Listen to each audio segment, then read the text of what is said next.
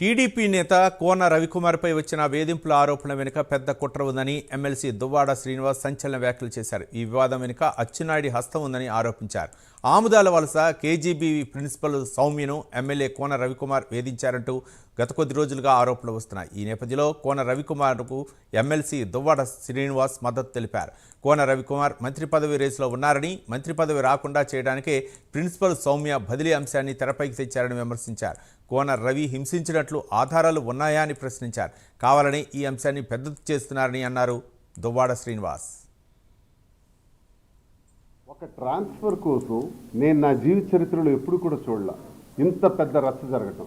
ఇందులో ఒక కేజీబీ స్కూల్కి సంబంధించినటువంటి ఒక ప్రిన్సిపల్ గారు సౌమ్య గారు, కలెక్టర్ గారు చేసినటువంటి ట్రాన్స్ఫర్ ఎందుకు ఇంత రచ్చర్ అవుతుంది? అసలు ఇందులో మూల కారణాలు ఏంటి?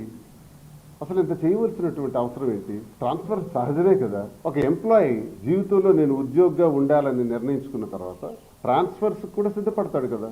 అది ఎంప్లాయీకి బాగా తెలుసు కదా. మరి ఇక్కడ ఎందుకు ఇంత చర్చ జరుగుతుంది? ఇది ఎందుకు ఇంత పొలిటికల్ వార్లా ఎందుకు మారింది?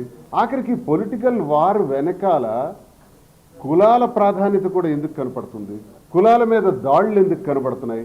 అసలు ఎవరెవరు ఏం చేయాలనుకుంటున్నారు, ఏం చేయబోతున్నారు, కథ ఎటు నడుస్తుంది? నేనైతే ఒక ఎమ్మెల్సీగా, ఒక తటస్థుడిగా, ఇప్పుడు నేను ఒక ఇండిపెండెంట్గా ఈ విషయాన్ని నేను పూర్తిగా పరిశీలిస్తే చాలా ఉంటాయి. ఈ కులాల పైన దాడులు జరుగుతున్నాయి. టెక్కల్ నియోజకవర్గంలో అదే జరుగుతుంది. ఒకే కులానికి చెందిన వాళ్ళు అటెండర్ నుంచి ఆర్డీఓ వరకు ఉన్నారు. అది మంత్రి కులానికి చెందిన వాళ్ళు.